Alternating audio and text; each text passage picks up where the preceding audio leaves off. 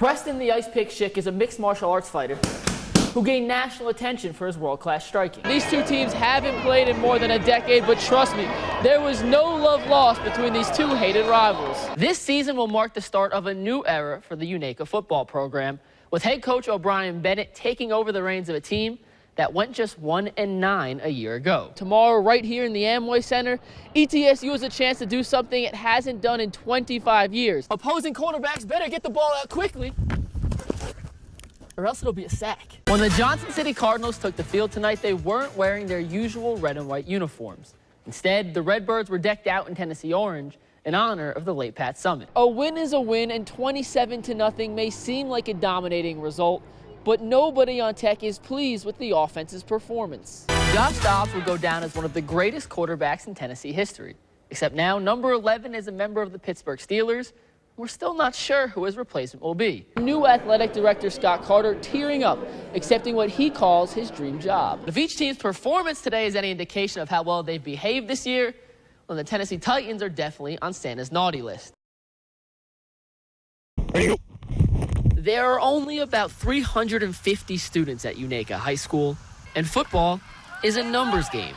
Last year, UNACA just did not have the numbers to compete. You have that 11 playing offense, that 11 playing defense, that 11 playing kick return and kickoff. People really didn't want to play because they thought since we didn't have numbers, we weren't going to win anything. New head coach O'Brien Bennett, a Kingsport native, says more kids are expressing interest in the program this year, but he does not have enough helmets for all the newcomers. We don't want to turn kids away because we don't have the resources to put them on the field safely. That's why Coach Bennett set up a GoFundMe page where you can sponsor the team as they complete community service projects. We want to give these kids the opportunity that if they can't get an athletic scholarship, that they're going to meet their Tennessee Promise requirements, and they're going to have options after they graduate high school. So far, the team has completed 258 hours of community service, which includes remodeling a trail at Roan Mountain State Park. At the beginning, it didn't look too well, but towards the end, it looked great.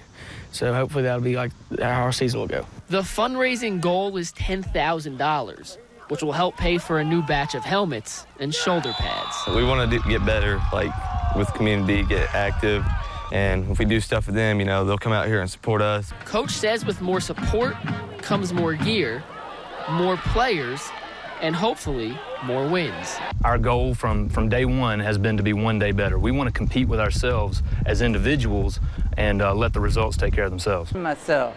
Each player gets teamed up with a buddy to help them learn how to hit, field, and run the bases. We really like playing because we actually get to play. Being a buddy is often the most rewarding position. The community thinks that the blessing is for the kids, but it's not.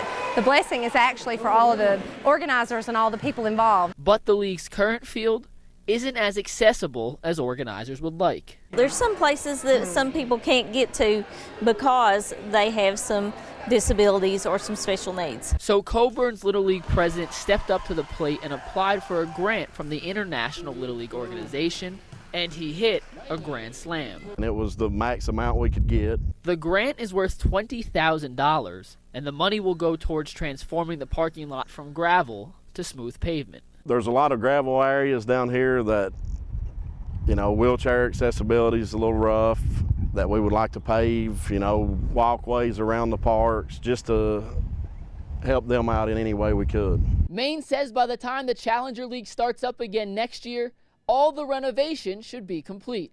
Getting the facts right in Coburn, Virginia, Mike Lucas, News 5 WCYB. TJ Cromer struggled last game, not the case tonight. He drains the triple early on, and get used to seeing that. Cromer connecting from deep again, one of 6 first-half three-pointers for the first-team all-conference performer. Cromer also gets 3 points the old-fashioned way, driving and getting the contact plus the foul. Other Bucks getting in on the action as well. DeSante Bradford throwing the alley-oop to A.J. Merriweather. Bucks led by 13 points at the half and would extend that lead to as many as 20. Second half action now, more threes from Cromer, his 9th triple of the game. That ties a Southern Conference tournament record. The Bucks roll past Sanford and will face UNCG in the Southern Conference Championship.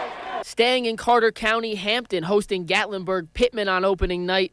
Bulldogs waste little time putting points up on the board. Hunter Davenport takes the toss, makes one cut, and this guy can fly. Nobody is catching up to him. 6-0 Hampton after they failed to convert the 2-point conversion.